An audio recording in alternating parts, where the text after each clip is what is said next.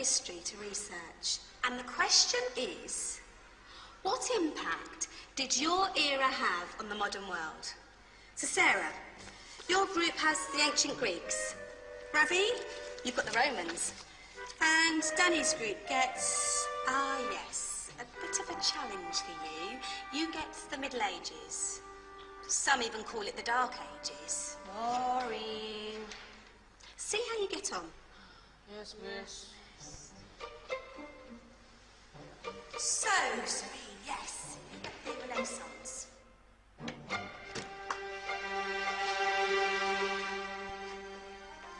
Is that the librarian? I guess so. How are the Dark Ages going to have anything to do with us? Excuse me. Sorry to bother you. What do you want? We need to find out what impact the Dark Ages had on the modern world. Never was a period of history so poorly named. Don't touch. It's priceless. And I suppose someone's been filling your head with the usual nonsense, eh? 1,000 wasted years. A black hole in history, am I right? Yeah, sort of. You see, it's always the same. You assume it was all mud, disease, death and destruction, with marauding mobs of barbarians ripping down the good of former civilizations, burning and plundering as they went. Nothing of any worth invented either, eh? Oh, no. Go on, Beatrice. Sorry to bother you.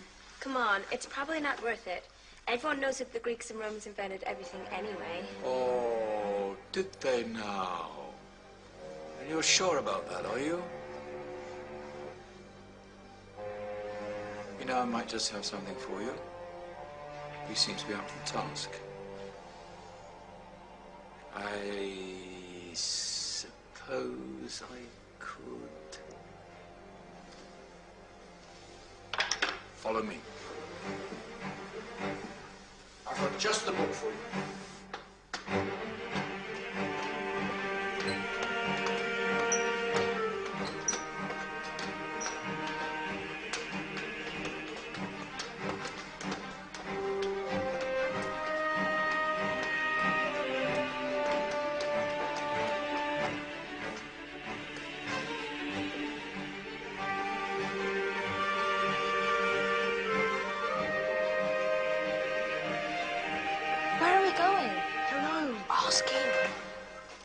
Excuse me, where are we going? From darkness into light, my young friend. From ocean onto land. There are things you should know.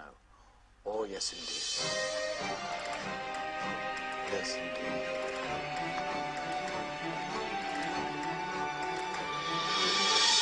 Now, I know I left it round here somewhere.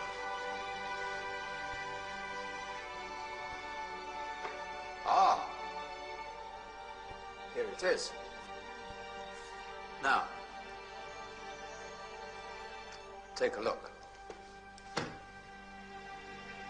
If you dare.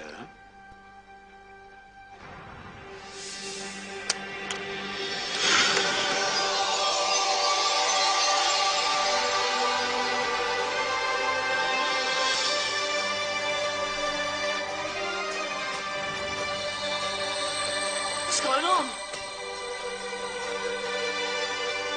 Welcome to the Dark Ages, or as it should be known, the Golden Ages. Who are you? I am Al-Jazari, engineer and ingenious inventor. I thought you said this was the Dark Ages. It doesn't look very dark. That's because it's all a matter of perspective, my soon-to-be illuminated friend. Of course, there are parts of the world that weren't dark at all, but in a civilization that stretched from Spain to China, the golden rays of discovery and invention shone over everything. What civilization? The Muslim civilization, my young friend. Through scholars and scientists of various faiths, some of the most important discoveries known to man were made at this time. Discoveries that drew on knowledge of the ancients, but have more connections with your modern world than you could possibly ever imagine. Like what? Well, all sorts of things. I've got to get a picture of this. I knew it was a good idea. Who are you? Allow me to introduce Ibn al-Haytham, a great scientist whose ideas led to the invention of the camera. You invented the camera? I laid the foundations for modern cameras by explaining how our eyes work. I found a way of projecting an image onto another surface through a small hole in a dark room, later called camera obscura.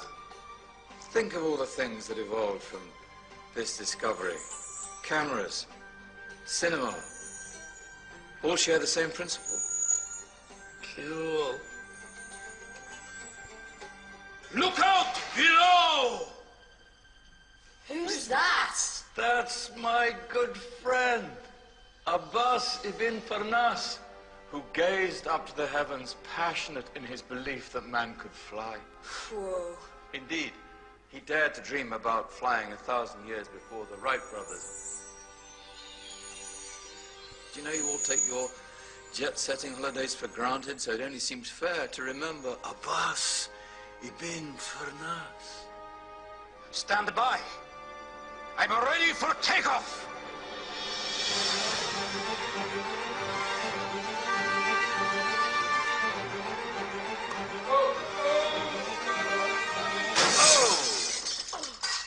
You did forget one thing, though. A tail, useful for landing.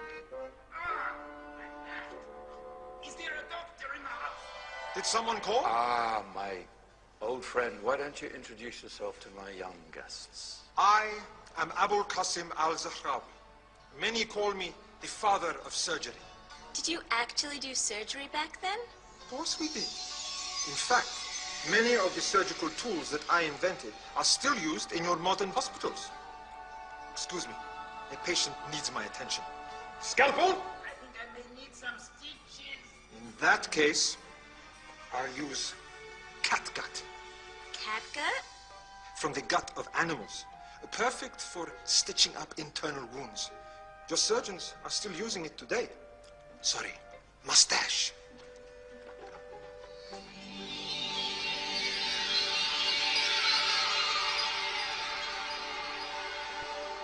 Who's she? That's Mariam al-Astrolabi, one of the many brilliant women of her time. She made sophisticated astrolabes. Astro what? Astrolabes. They show the sky and the stars on a small flat plate you can hold in your hand. Think of them as ancient calculating or timekeeping devices. Today you have your watch, your compass, satellite navigation, helping people and explorers travel the world. Science at its brilliant best. And all these things were developed during the Golden Ages. And that's just the tip of the iceberg. There were thousands of other inventions covering all areas of life, and in the years that followed, their influence spread across the whole of medieval Europe. So you see, it wasn't so dark after all. What about you? Me? What did you invent? Well, I don't want to be big-headed, but I made some groundbreaking advances in engineering. I suppose my most significant discovery converted rotary motion into linear motion using a crank and connecting rod. It's essential in pumps and engines. In fact, I've no idea how the Industrial Revolution could have happened hundreds of years later without such a device. Not that I ever get the credit I deserve.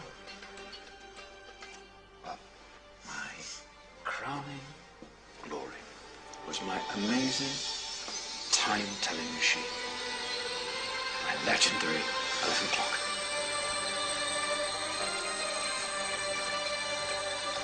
It's a clock. Yes.